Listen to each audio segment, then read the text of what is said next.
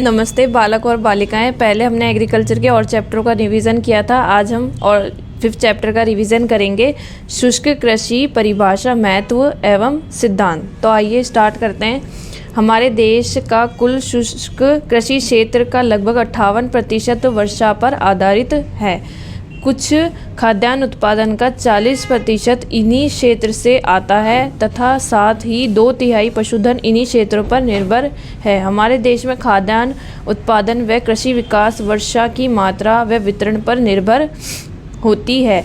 हैदराबाद स्थित केंद्रीय बारानी कृषि अनुसंधान के अनुसार उन्नत कृषि तकनीकी अपनाकर बारानी फसलों की उत्पादकता 50 से 70% तक बढ़ाई जा सकती है। भारत के लगभग 141 मिलियन हेक्टेयर शुद्ध कृषि क्षेत्र में 80 मिलियन हेक्टेयर बारानी या असिंचित है।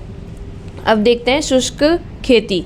ऐसे क्षेत्र जहां वाष्पीकरण की मात्रा से प्राप्त जल की मात्रा अधिक हो, जहां सिंचाई की सुविधा उपलब्ध ना हो, जहां नमी संरक्षण व समुचित शस्य क्रिया द्वारा फसल उत्पादन करना क्या कहलाता है? शुष्क खेती। दूसरे देखते हैं जहाँ फसल उत्पादन के लिए पानी की उपलब्धता मुख्य समस्या हो, वहाँ बिना सिंचाई के खेती करना क्या कहलाता है? शुष्क खेती। मतलब जहाँ पानी की समस्या क्या हो, एक मुख्य समस्या हो पानी की उपलब्धता, तो वहाँ बिना सिंचाई की खेती करना क्या कहलाता है? शुष्क खेती। शुष्क खेती का तात्पर्य वर्षा द्वारा प्राप्त जल का सुनियोजित संरक्षण व उपयोग करके उचित शस्य क्रिया को अपनाकर खेती करना, जैसे ऐसे किस्मों का चुनाव करना जो कम पानी और कम अवरोही व अधिक पैदावार चाहने वाली हो।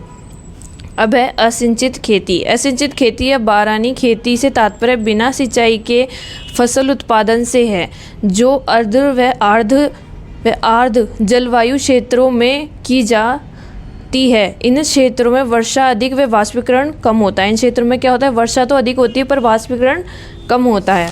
आगे देखते हैं। क्षेत्रफल की दृष्टि से राजस्थान देश का सबसे बड़ा राज्य है। क्षेत्रफल की दृष्टि से क्या है? राजस्थान सबसे बड़ा राज्य है। क्षेत्रफल राजस्थान का, जो भारत का कुल भौगोलिक क्षेत्र का 10.4% है। राज्य में कृषि योग्य भूमि का लगभग 70% भाग वर्षा में आधारित है। मतलब राज्य का कृषि योग्य भूमि का लगभग 70% भाग क्या है? वर्षा पर आधारित है। सिंचाई की संपूर्ण क्षमता के उपयोग के बाद भी देश शुद्ध बुआई क्षेत्रफल 40% बढ़ाने ही रहेगा। राजस्थान के परिप्रेक्ष्य में शुष्क कृषि का महत्व। राजस्थान के परिप्रेक्ष्य में क्या? शुष्क कृषि का महत्व देखते हैं। राज्य में 70% क्षेत्रफल असिंचित होने से फसल उत्पादन वर्षा पर ही निर्भर होता है। 70% क्या है? असिंचित क्षेत्र है, तो ये क्या? वर्षा पर ही निर्भर होता है। राज्य के पश्चिमी भाग में औसतन वर्षा 100 से 300 mm तथा पूर्वी भाग में 500 से 1000 mm होती है तथा राज्य की कुल औसतन वर्षा 575.1 mm होती है। राजस्थान के निम्न परिस्थितियों के कारण शुष्क खेती को अपनाना जरूरी है। मतलब राजस्थान में शुष्क खेती को अपनाना क्यों जरूरी है? किन परिस्थितियों के कारण? जलवायु संबंधित कारक। हमारे राज्य में कुल वार्षिक वर्षा का 90% से अधिक भाग मध्य जून से मध्य सितंबर तक प्राप्त होता है। मानसून काल 40 से 80 दिन तक रहता है। शुष्क व अर्धशुष्क क्षेत्रों में तापक्रम मई-जून में 40 से 48 डिग्री सेल्सियस हो जाता है। वायु की गति तेज व आर्द्रता की कमी होती है, जिससे वाष्पीकरण तेजी से होता है। क्या होता है? वायु की गति तेज होती है, आर्द्रता में कमी आ जाती है, जिसके कारण वाष्पीकरण तेजी से होता है। इन क्षेत्रों में कम अवधि वाली फसलें, कम जल मांग वाली फसलें, सूखा सहनशील आदि फसलें से भी पैदावार लिया जा सकता है। मतलब कि इन क्षेत्रों में वर्षा कम होगी ना, तो कम पानी को जल मांग वाली, सूखा सहनशील वाली, है ना, और ये फसलें बोनी चाहिए। मृदा संबंधित कारक। पहला जलवायु संबंधित, अब दूसरा मृदा संबंधित। राज्य के सर्वाधिक क्षेत्र में रेतीली मृदा पाई जाती है। राजस्थान सर्वाधिक क्षेत्र में रेतीली मृदा पाई जाती है। बीकानेर, जोधपुर, बाड़मेर, चूरू आदि क्षेत्रों में मृदाएं कम उर्वरक होती है। क्या इन क्षेत्रों में क्या होती है? मृदा कम उर्वरक होती है। इनमें कार्बन पदार्थ की मात्रा 0.5% से भी कम होती है। इनकी जल धारण क्षमता भी कम होती है। इन क्षेत्रों में कम व ज़्यादा तापमान व कम वर्षा होने से लवणीय क्षारीयता उत्पन्न हो जाती है। ऐसे क्षेत्रों में मल्च का प्रयोग, कार्बनिक खादों का प्रयोग करके अच्छा उत्पादन ले सकते हैं। मतलब कि इन क्षेत्रों में कम व ज़्यादा तापमान होने के कारण लवणीय और क्षारीय मृदा हो जाती है। और ऐसे क्षेत्रों में मल्च का प्रयोग कर लें, मतलब पलवार पूरे खेत को कवर कर दें, है ना, और कार्बनिक खादों का प्रयोग करके और अच्छा उत्पादन ले सकते हैं। फसल प्रबंधन संबंधित कारण तीसरा है, शुष्क व अर्धशुष्क क्षेत्रों में किसान जानकारी के अभाव में लंबी अवधि वाली फसलें, कम उपज देने वाली फसलें उगा देता है। मतलब कि क्या होता है, शुष्क और अर्धशुष्क क्षेत्रों में किसान क्या होता है, लंबी अवधि वाली फसल बो देता है और उनसे उपज भी कम मिलती है, लंबी अवधि वाली, और जल मांग भी ज़्यादा हो जाती है, जिससे किसान द्वारा नमी संरक्षण नहीं हो पाता है। इसलिए किसान को शुष्क कृषि तकनीकी ज्ञान देकर फसल से अधिक पैदावार दिलवाया जा सकता है। अब है शुष्क कृषि के सिद्धांत। नमी संरक्षण का सिद्धांत। शुष्क कृषि में खेती करने के लिए वर्षा की प्रत्येक बूंद का मृदा में संरक्षण व फसल उत्पादन हेतु उपयोग में लाया जा सकता है। मतलब कि शुष्क खेती में क्या है, वर्षा की प्रत्येक बूंदों का उपयोग करके वर्षा में उपयोग लाया जा सकता है। अब नमी संरक्षण में पहला है मृदा जल धारण क्षमता बढ़ाना। मृदा जल धारण क्षमता बढ़ाने के लिए फसल कटाई के तुरंत बाद गहरी जुताई करनी चाहिए। साथ ही प्रत्येक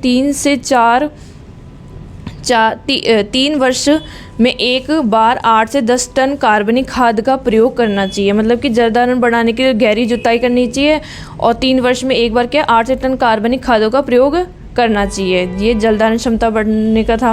अब पलवार का प्रयोग। नमी संरक्षण में पलवार वाष्पीकरण से होने वाली हानि से बचने के लिए मृदा सतह को फसल अवशेषों, सूखी पत्तियों, सूखे घास से ढक देना चाहिए। वर्षा के बाद कुदाली द्वारा हल्की गुड़ाई कर मृदा की 5 सेंटीमीटर मोटी परत बनाते हैं। इससे घुली पलवार कहते हैं।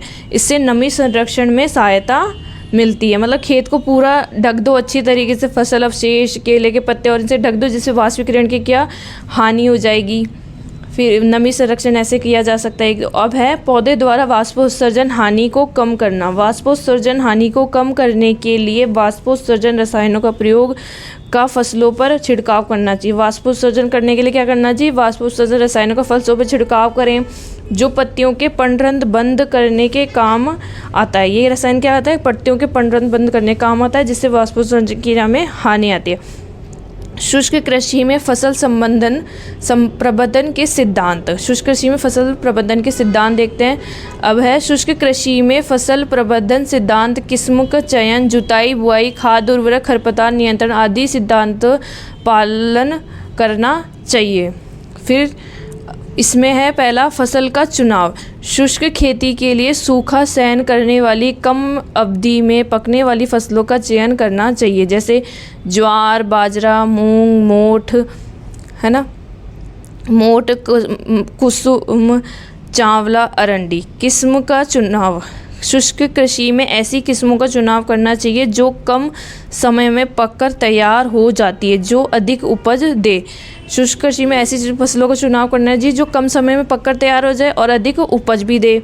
खेती की जुताई। खरीफ की फसल के लिए खेत की गहरी जुताई करें, जिससे वर्षा का पानी अधिक से अधिक गहराई में मृदा में जा सके।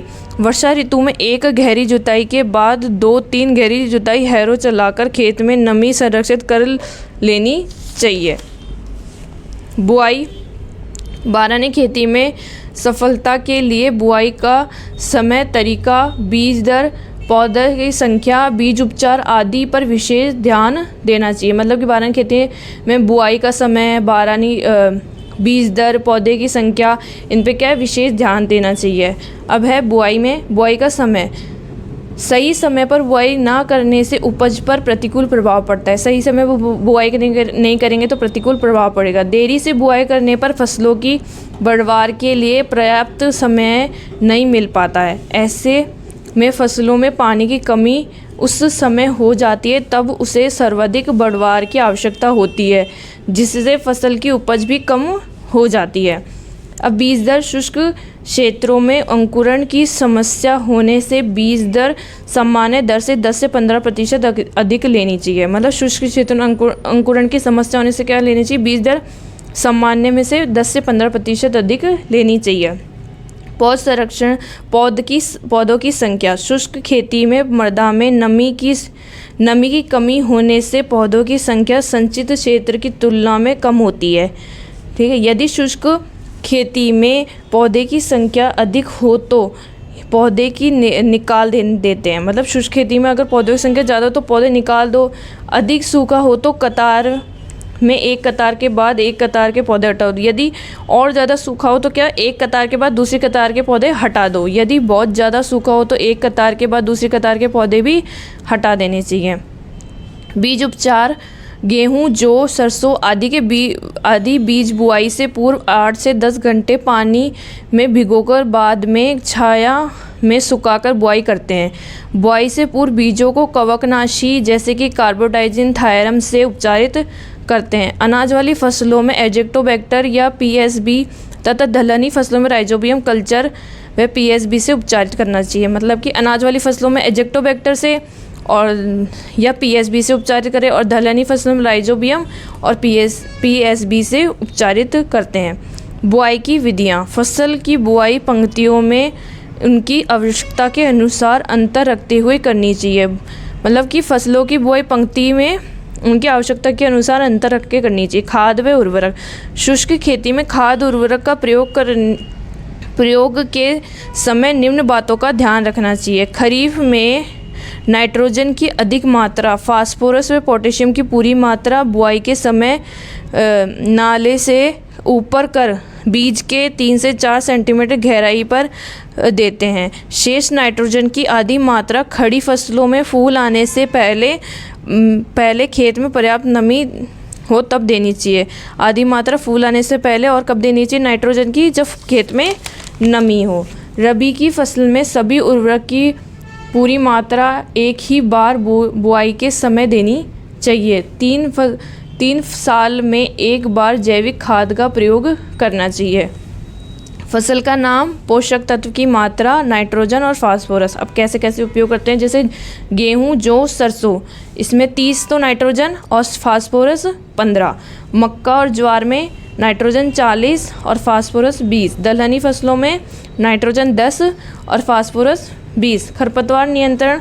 खरीफ की फसल में खरपतवार अधिक होने से उनके नियंत्रण में परेशानी होती है। खरपतवार नियंत्रण के लिए उचित फसल चक्र अपनाकर समय में निराई गुड़ाई कर खरपतवारनाशी का प्रयोग करें। मिश्रित फसलें। अब है मिश्रित फसलें। शुष्क खेती खत्म हो गई यहाँ पे। अब मिश्रित फसलें क्या होती हैं, एक ही खेत में एक ही समय में एक से अधिक फसलें बोना मिश्रित फसलें कहलाता है। मतलब एक ही खेत में एक से अधिक फसलें बोना क्या कहलाते हैं, मिश्रित फसलें। जैसे मक्का की 2 कतारों के बीच में 2 कतार उड़द की, मक्का की 2 कतारों के बीच में 2 कतार उड़द की। जैसे तिल प्लस बाजरा प्लस ग्वार। ऐसे नमी की कमी होने पर खड़ी फसलों में यूरिया या डीएपी के 2% घोल का छिड़काव से उपज में 10 से 15% वृद्धि होती है।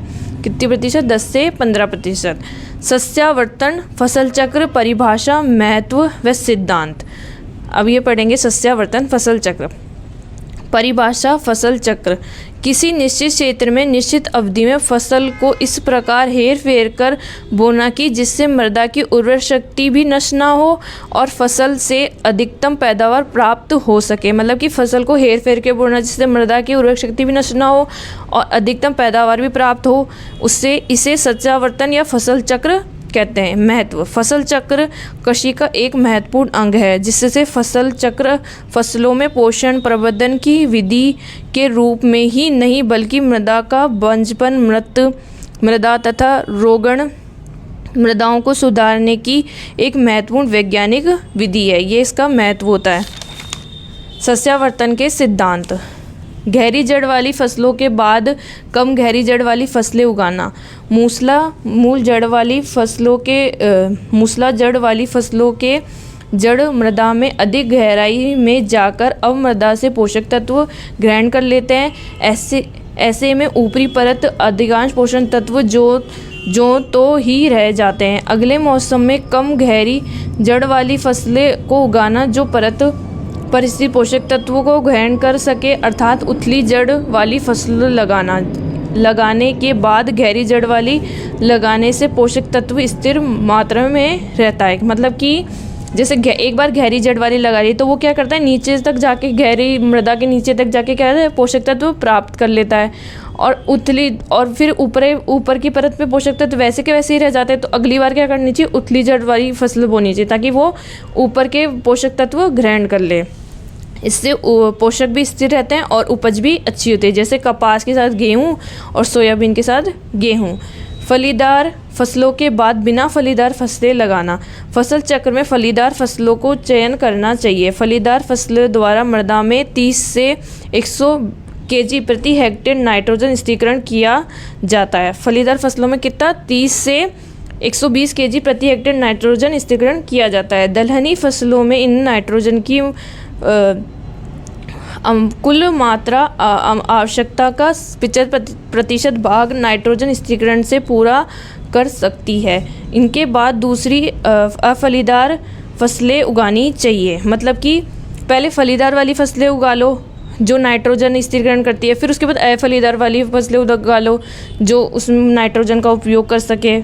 ऐसे उदाहरण ग्वार, गेहूँ, उड़द, ग्वार और गेहूँ और उड़द, रबी, मक्का। नाम और नाइट्रोजन। उड़द कितने, 42.9% केजी प्रति हेक्टेयर क्या करता है, नाइट्रोजन के। मूंग 38.6, चंवला 56.3, स्नई 84.7, मटर में 66.5 और ग्वार में 62.4। अधिक खाद चाहने वाली फसलों के बाद कम खाद चाहने वाली फसलें उगानी चाहिए। अधिक खाद चाहने वाली फसलों के बाद कम खाद चाहने वाली फसलें बोने से दूसरी फसल में को कम खाद देने की आवश्यकता पड़ती है। पिछले मौसम में दी गई खाद का सदुपयोग हो जाता है। मतलब कि एक बार तो अधिक खाद चाहने वाली फसलें ले लो, फिर दूसरी बार कम खाद चाहने वाली, जिससे क्या होता है, कम खाद का उपयोग लगता है, वह भी कम लगेगा, खाद होगी कम उपयोग लेंगे तो। उदाहरण आलू प्लस प्याज, गन्ना प्लस गेहूँ, कपास प्लस चना, मक्का प्लस चना। अधिक जल मांग वाली फसलों के बाद कम जल मांग वाली फसलें उगाना।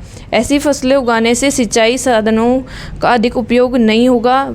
दूसरी बार फसलें उगाने से पानी बना रहने पर वायु संचार व जीवाणु की क्रिया में बाधा रहती है, इससे भी बचा जा सकता है। मतलब कि इसमें क्या होता है, एक बार अधिक जल मांग वाली फसल लगा लो, फिर दूसरी कम जल मांग वाली। एक बार अधिक वाली लगा ली तो उसमें अधिक जल मांग वाला हो जाएगा, फिर दूसरी बारी में कम खर्च लगेगा सिंचाई का। इसका उदाहरण है धान प्लस चना, धान प्लस सरसों। धान जैसे कि अधिक जल मांग वाली, चना कम जल मांग वाली।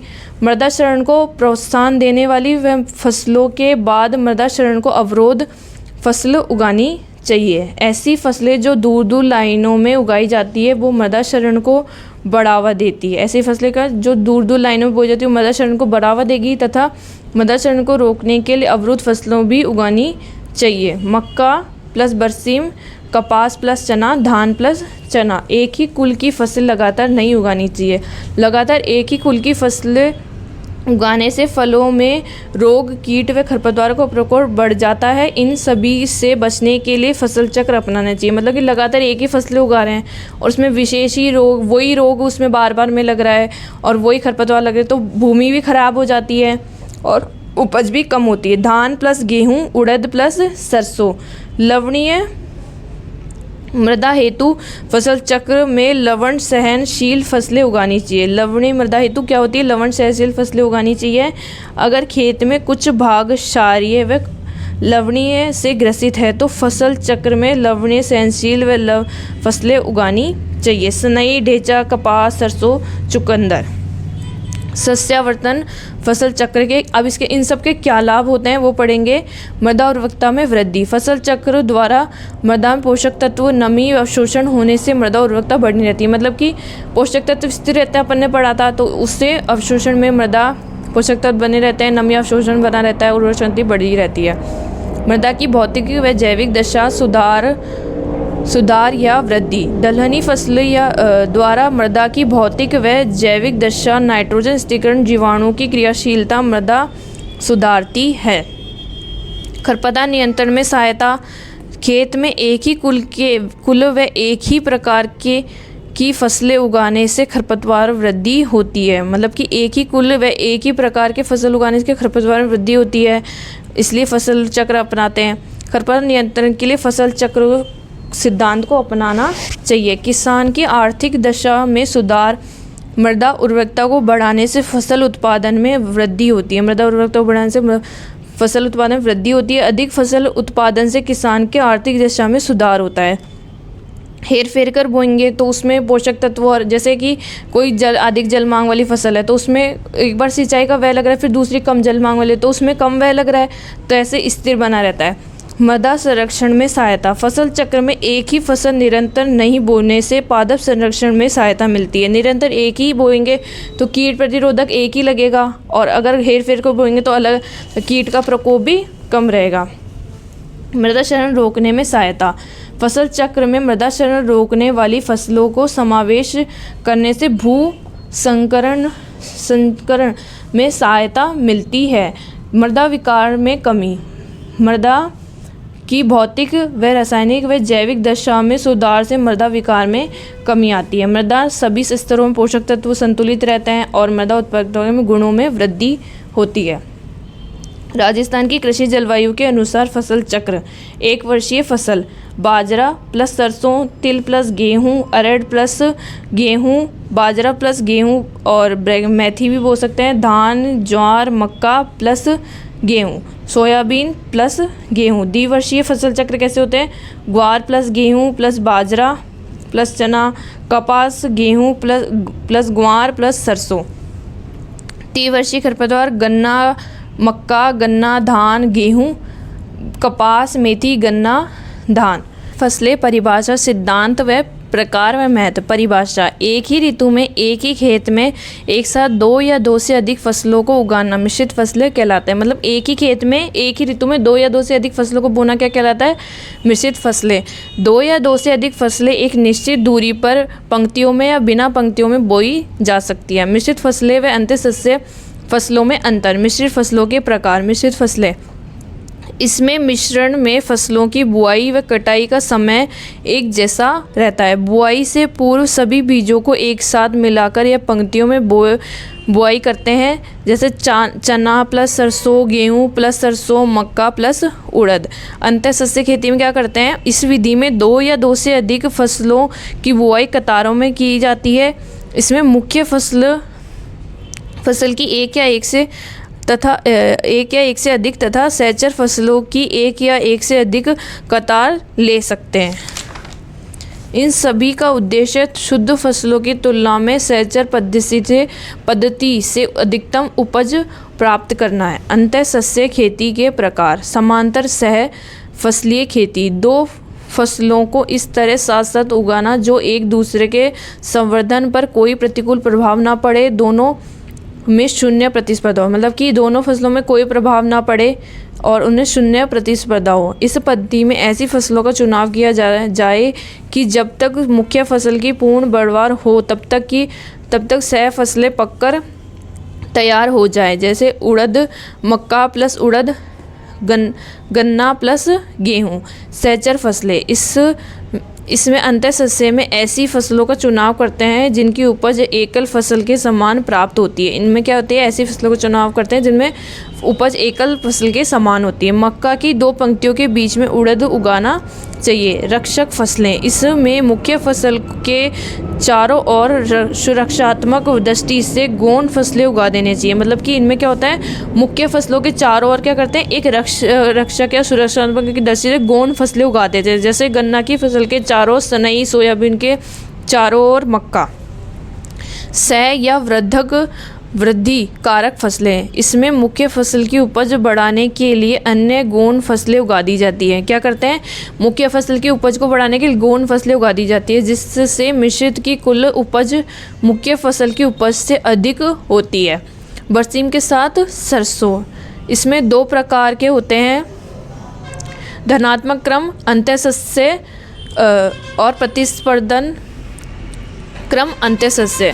पत्तीदार सह फसलें, फसलों की पट्टियों या कतार में बुआई करते समय अलग अलग लेकिन निकटवर्ती खंडों में विभिन्न किस्मों की फसलों की बुआई की जाती है। यह एक दूसरे फसलों को काफ़ी प्रभावित करते हैं, जैसे कि उनका व्यवहार, हवा, छाया आदि को ध्यान में रखकर की जाती है। चुकंदर और सोयाबीन को छाया देने वाली फसलें क्या होती हैं? मक्का। अविराम अंतर सस्य फसलें, इस पद्धति में एक ही वर्ष में कम से कम 4 फसलें लेते हैं। इसमें क्या करते हैं? एक ही वर्ष में कम से कम 4 फसलें लेते हैं। इस बुआई के क्षेत्र में रील दौड़ की तरह की जाती है। इसकी बुआई कैसे की जाती है? रील दौड़ की तरह। इसमें पहली फसल की कटाई के तुरंत बाद अथवा उस फसल के पकने के बाद दूसरी फसल बो दी जाती है। इसमें क्या होता है? पहली फसल की कटाई के बाद तुरंत बाद उस फसल पकने के बाद दूसरी फसल बो देते हैं। धान के कटने के तुरंत बाद बरसीम की बुआई करना। बहुस्तरीय बहुमंजिला अंतर सस्य, यह पद्धति प्राकृतिक रूप से उगने वाले पेड़ पौधों की तरह विभिन्न ऊंचाई वाले फसलों की तरह है, लेकिन इसमें फसल को ऐसे व्यवस्थित करते हैं कि अनेक स्तर का लाभ, हवा, प्रकाश, स्थान मिल सके। मतलब कि सबको प्रकाश और स्थान मिल सके। नारियल के पूर्ण विकास में 4 से 7 वर्ष लगते हैं। मिश्रित फसलें या अंतःसस्य फसलों के सिद्धांत। अब इनके क्या सिद्धांत होते हैं? मिश्रित फसलों में ऐसी फसल का चुनाव करें चाहिए जो उस क्षेत्र की जलवायु, भूमि व सिंचाई की आवश्यकता के अनुसार मतलब कि ऐसी फसलों का चुनाव करें जो उस क्षेत्र की सिंचाई, जलवायु के अनुसार हो। ऐसा नहीं कि उसकी जलवायु अलग है और वो अपन बो रहे हैं। अदलनी फसलों के साथ दलहनी फसलों का मिश्रण किया जाना चाहिए। दलहनी फसलों से नाइट्रोजन स्थिरीकरण करने वाले लाभदायक जीवाणु होते हैं जो मृदा की उर्वरक शक्ति को बढ़ाते हैं। बाजरा, मूंग और बाजरा मोठ। सीधे बढ़ने वाली फसलों के साथ भूमि पर फैलने वाली फसलें बोई जानी चाहिए। मतलब कि सीधे बढ़ने वाली के साथ भूमि पर फैलने वाली, बढ़ने वाली फसलें बो सकते हैं। मूंग, सोयाबीन, उड़द फैलने वाली फसल है। मूंग, गेहूँ, मक्का, ज्वार सीधे बढ़ने वाली फसल है। गहरी जड़ वाली फसल के साथ उथली जड़ वाली फसलें उगाना। इन दोनों की पोषक तत्व, नमी अवशोषित करने की क्षमता अलग अलग स्तर पर होती है। एक ही प्रकार के कीट व रोगों को शरण देने वाली फसलें नहीं उगानी चाहिए। मतलब कि एक ही प्रकार के कीट रोगों को शरण देने वाली फसलें नहीं उगानी चाहिए। ठीक है। मिश्रित फसलों का महत्व। फसलों से अधिक पैदावार प्राप्ति। दलहनी व अनाज वाली दोनों फसलों को मिलाकर बोने से अधिक उपज प्राप्त होती है। मतलब कि दोनों फसलें बो रहे हैं, दलहनी बो रहे हैं, फिर दलहनी बो रहे हैं, तो दोनों से उपज प्राप्त होगी और अच्छा वह मिलेगा। प्रतिकूल मौसम, जलवायु के प्रति बीमा। मौसम के प्रतिकूल प्रभाव से एक फसल क्षतिग्रस्त हो जाती है तो दूसरी फसल से कुछ उपज प्राप्त हो जाती है। मतलब कि मौसम के प्रतिकूल होते ही क्या होता है? एक फसल अगर क्षतिग्रस्त हो गई तो दूसरी फसल से तो उपज प्राप्त हो सकती है, तो ये भी लाभ होते हैं। गेहूँ सरसों के मिश्रण में वर्षा के प्रभाव से सरसों की फसल नष्ट हो जाती है और गेहूँ से उपज प्राप्त हो जाती है। ऐसे मृदा कटाव रोकने में सहायक। सीधे बढ़ने वाली फसल व फैलकर चलने वाली फसल दोनों ही मृदा कटाव में कमी करती हैं। खरपतवार नियंत्रण में सहायता। 2 या 2 से अधिक फसल का सस्य मिश्रण का प्रयोग करने से मृदा वनस्पति पूरी तरह आच्छादित हो जाती है, जिससे खरपतवार फैलने हेतु स्थान नहीं मिल पाता है। मक्का प्लस उड़द, ग्वार प्लस चावला। कीट व रोग नियंत्रण में सहायता। एक ही खेत में मिश्रित फसल उगाने से एक ही प्रकार के कीट रोगों में सहायता मिलती है। कपास, मोठ उगाने पर कपास में होने वाले जड़ गलन रोग कम हो जाता है। मतलब कि एक ही खेत में मिश्रित फसल उगाने से क्या होता है? रोगों रोकने में भी सहायता मिलती है। भूमि का उचित उपयोग। मिश्रित फसल बोने से भूमि की बचत होती है। जिसमें खेत में पंक्तियों से पंक्ति की दूरी अधिक होती है, वहाँ खाली पड़ी जगह पर भूमि का सदुपयोग हो जाता है। जैसे कपास में तिल और कपास में मूंग। मृदा उर्वरकता बनाए रखने में सहायक। मिश्रित फसलें मृदा उर्वरकता बनाए रखने में सहायक होती हैं। ये फसलें विभिन्न गहराई में जाकर पोषक तत्व ग्रहण कर लेती हैं। दलहनी फसलें, मिश्रित फसलें मृदा में नाइट्रोजन स्थिरीकरण उर्वरक शक्ति को बढ़ाती है। मतलब कि गहरी जड़ वाली पोषक तत्व नीचे से जाकर प्राप्त कर लेगी और दलहनी फसलें नाइट्रोजन स्थिरीकरण कर देगी, तो ऐसे उर्वरक शक्ति बढ़ाती है। मिश्रित फसलों से होने वाली हानियाँ। अब ये लाभ पढ़े थे, आप करेंगे हानियाँ। निराई गुड़ाई में परेशानी आती है, मतलब कि मिश्रित फसलों से क्या होता है, बाग सघन एकदम खेत क्या होता है, सघन हो जाता है, तो निराई गुड़ाई में परेशानी आएगी। खरपतवार रसायन नियंत्रण में परेशानी आती है। अब खरपतवार रसायन का छिड़काव कर रहे हैं तो दोनों फसलें अलग अलग है, तो उनके खरपतवार रसायन में परेशानी आ जाती है। मिश्रित फसल में पकने का समय अलग अलग होने से कटाई में कठिनाई आती है। अब दोनों फसलों का कटाई का समय अलग अलग है तो उसकी कटाई में भी परेशानी आएगी। कीटनाशक कवकनाशी के प्रयोग में भी कठिनाई आती है। कीटनाशी कवकनाशी के प्रयोग में भी कठिनाई आएगी। मिश्रित फसल से शुद्ध बीज प्राप्त करना असंभव है। मिश्रित फसल से शुद्ध बीज प्राप्त नहीं होते हैं। फसलों के गुण में कमी आती है। कई बार फसलों में प्रकाश, पोषक तत्व, जल के अधिक प्रतिस्पर्धा बढ़ाने से फसल की उपज में कमी आती है। अब पढ़ेंगे भू परिष्करण, उद्देश्य, परिभाषा व प्रकार। भू परिष्करण की परिभाषा: मृदा को तैयार करके भूमि की में फसल की वृद्धि के लिए अनुकूल भौतिक परिस्थितियाँ उत्पन्न करने की क्रिया भू परिष्करण कहलाती है। मिट्टी की दशा को बीज व पौधे की वृद्धि के अनुकूल बनाना, मतलब मिट्टी की दशा को क्या, बीज व पौधे के अनुकूल बनाना क्या कहलाता है, भू परिष्करण। जेंथो टूल ने 1731 में भू परिष्करण का आविष्कार किया। भू परिष्करण का मुख्य उद्देश्य मृदा की भौतिक दशा में सुधार लाना व उसके वापन योग्यता को बढ़ाना है। भू परिष्करण के उद्देश्य: भू परिष्करण का मुख्य उद्देश्य खेत या बीज की क्यारियों को इस प्रकार तैयार करना कि बीज का अंकुरण, पौधे की वृद्धि व विकास ठीक से हो सके तथा खरपतवार भी नष्ट हो सके। इसमें पहला खरपतवार नष्ट करना। अनेक प्रकार के खरपतवार से मृदा सतह पोषक तत्व की हानि होती है। भू परिष्करण की सहायता के माध्यम से खरपतवार नष्ट पोषक तत्व से बचाया जा सकता है। मतलब खरपतवार पोषण के ज़्यादा पोषक तत्व ग्रहण कर लेते हैं मृदा में, तो भू परिष्करण से द्वारा क्या करते हैं, खरपतवार नष्ट कर सकते हैं। मृदा की ऊपर से नीचे करना: भू परिष्करण के माध्यम से गर्मियों में गहरी जुताई कर मिट्टी पलटने वाले हल से मृदा को ऊपर से नीचे तथा नीचे से ऊपर इन क्रिया 3 वर्ष में एक बार करनी चाहिए। मतलब कि ऊपरी मृदा को नीचे कर देना चाहिए और निचली मृदा को ऊपर। इसमें क्या होता है, नीचे के तरफ पोषक तत्व ऊपर आ जाएंगे और ऊपर में जो है वो नीचे चल जाएंगे, ऐसे। अब मृदा के कठोर सतह को तोड़ना: बहुत कर्षण कार्य करने से मृदा के नीचे कठोर सतह का निर्माण हो जाता है, जिससे हवा व पानी का अवगमन रुक जाता है। भू परिष्करण के द्वारा इस सरल सतह को तोड़ा जा सकता है। अब है खड़ी फसलों के अंतःसस्य क्रिया करना। खड़ी फसलों में सिंचाई के बाद सतह पर पपड़ी व दर्रों को तोड़ना, खरपतवार हटाना, नाइट्रोजन को मृदा में मिलाना, मृदा सतह पर पलवार करना, ये भी इसमें ही आता है भू परिष्करण में। मृदा में सूर्य प्रकाश पहुंचाना: मृदा के भुरभुरी होने से हवा जल के साथ सूर्य का प्रकाश भी अंदर पहुंचकर भूमि को गर्म कर देता है। मृदा में भुरभुरी होने से क्या होता है, जल और सूर्य अंदर पहुंच के भूमि को गर्म कर देता है, जिससे लाभदायक जीवाणु क्रियाशीलता बढ़ जाती है।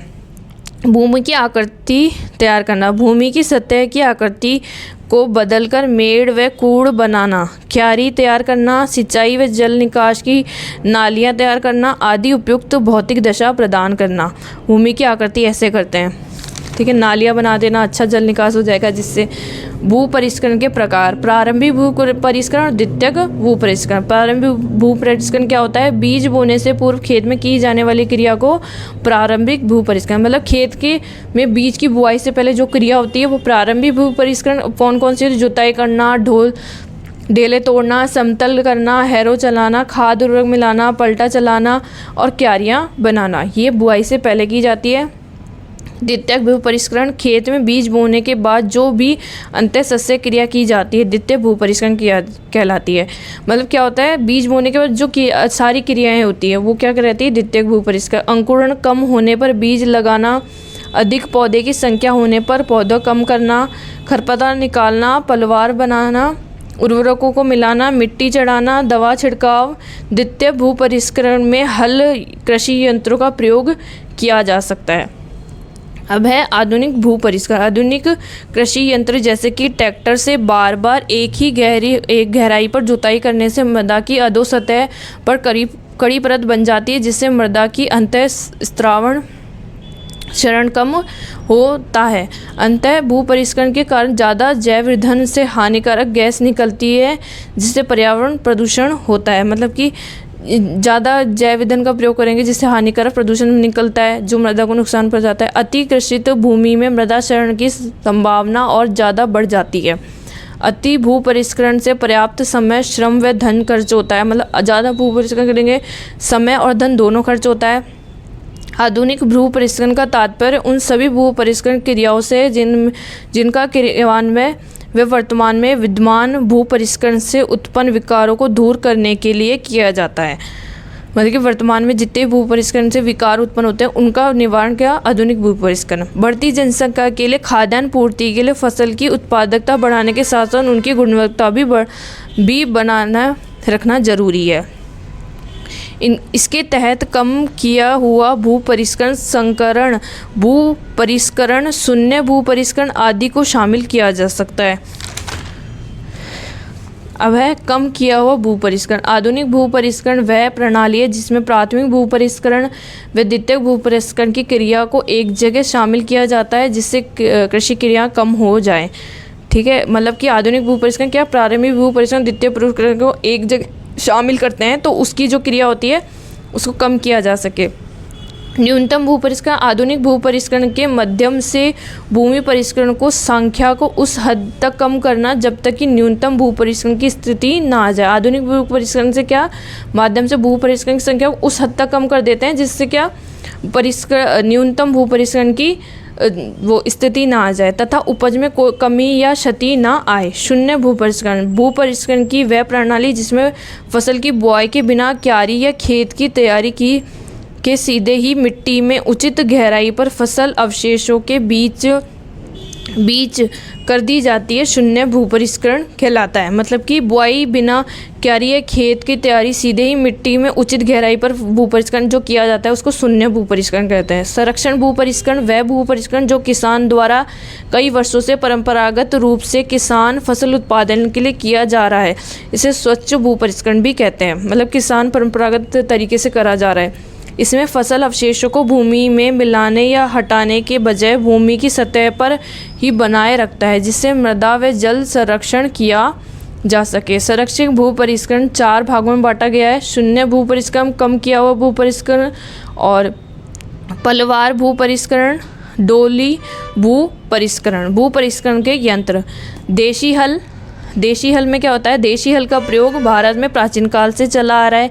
इस प्रकार बैल की कद काठी पर निर्भर करता है। देशी हल औसतन 8 घंटे से 0.3 हेक्टेयर खेत को जोत सकता है। मतलब कि देशी हल बैल की कट और काठी पर, मतलब कि उसकी कैपेसिटी पर निर्भर करता है। देश के औसतन देशी हल क्या करता है, 8 घंटे में 0.3 हेक्टेयर खेत को जोत सकता है। इसकी कूड़ का आकार कैसा होता है, वी आकार का। मिट्टी पलटने वाला हल, यह हल मिट्टी को काट कर मृदा को उलट पुलट कर देता है। यह 8 घंटे में 0.4 हेक्टेयर तथा कूड़ एल आकार का होता है। ये क्या होता है, 8 घंटे में 0.4 हेक्टेयर खेत को जोतता है और कूड़ क्या होता है, एल आकार का बनाता है।